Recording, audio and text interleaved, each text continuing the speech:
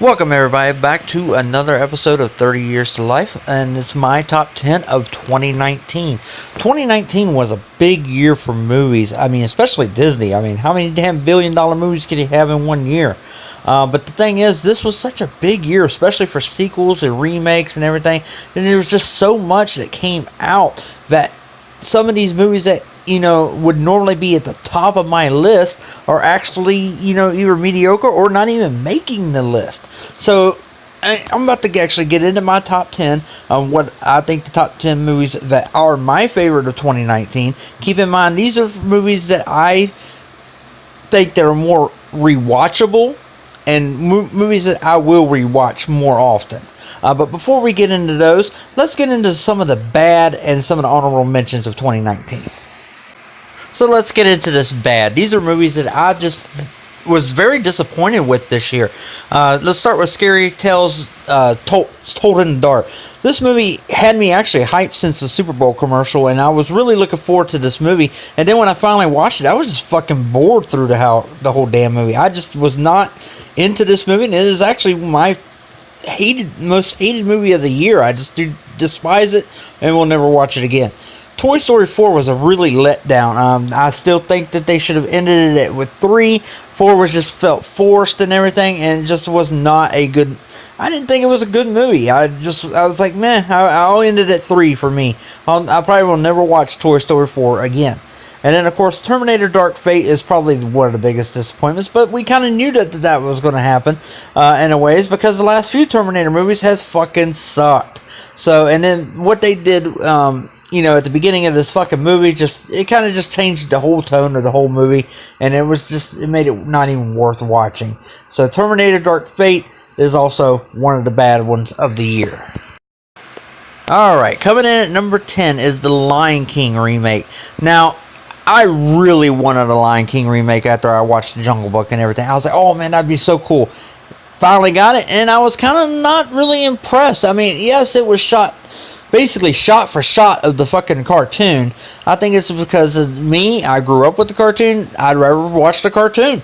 And Aladdin was kind of the same way. I just wasn't into the Aladdin remake either. And it's just kind of these two remakes were kind of disappointing to me. They made lots of money, and it was alright and everything, but it just, I don't know, the remakes just did not hit with me like I thought they would. So therefore, that's the reason. But Lion King is still rewatchable. But I think when it comes down to it, I'd probably put in the cartoon over the live action. Now for the honorable mentions. These two movies came very close into my top 10. X-Men Dark Phoenix. A lot of people don't like the movie. It is what they consider a train wreck. It is the first X-Men movie not to make my top 10 list. I think even since Last Stand, I can't remember. I'd have to go back and redo some of my top 10s, but it is the first one of those movies not to reach my top 10, and it was very forgettable. And that's because Disney now owns Fox and will own and reboot the X-Men franchise, so it's very forgettable, but it's still an alright movie. I still will watch it. Shazam was not one of my favorites when I first watched it, but my son has really liked it and is always watching it, so therefore I think it's grown on me a little bit more, but it still did not crack my top 10. Coming in at number 9 is the Child's Play reboot, basically. And this movie, I mean, it does have its problems. A lot of people don't like it. I liked it because it's to me, it's very rewatchable. It's not as good as the original Child's Play trilogy, but the thing is, I consider it, part of, just on par with it, not or close to it. I hated the way the doll looked in the movie. I mean, that was one of my biggest complaints about the movie, but the movie was alright. It is very rewatchable. It's definitely one I watch every Halloween going forward and everything, so I liked it. That's why it comes in at number 9. Coming in at number 8 is It Chapter 2. Now, the first It was my number 1 movie of 2017. It was my favorite movie. Now, you'd think that part 2 would be just as good. Well, part 2, even in the original miniseries, in the original movie, was also not that great. And also, even the second half of the book is not that great. Therefore, it does lack what the first part had, but it's still a very good movie, very good horror movie. I loved It Chapter 2. definitely was better than the original. It will definitely be one. Of course, I will continue to watch, from time, going forward. But it kind of does fall a little bit lower on my list with so many better movies I think it came out this year. So yeah, it falls in at number 8 this year. Coming in at number 7 is Spider-Man Far From Home, which is probably one of the lowest ranking Spider-Mans I've ever ranked. Most of my Spider-Man movies, I'm a big Spider-Man fan, are always ranking at least in maybe the top 3 of the year. Not this one though. Even though the movie was definitely a big step up from Homecoming, it wasn't. I don't know. It was good, but I felt maybe there was better movies that came out this year.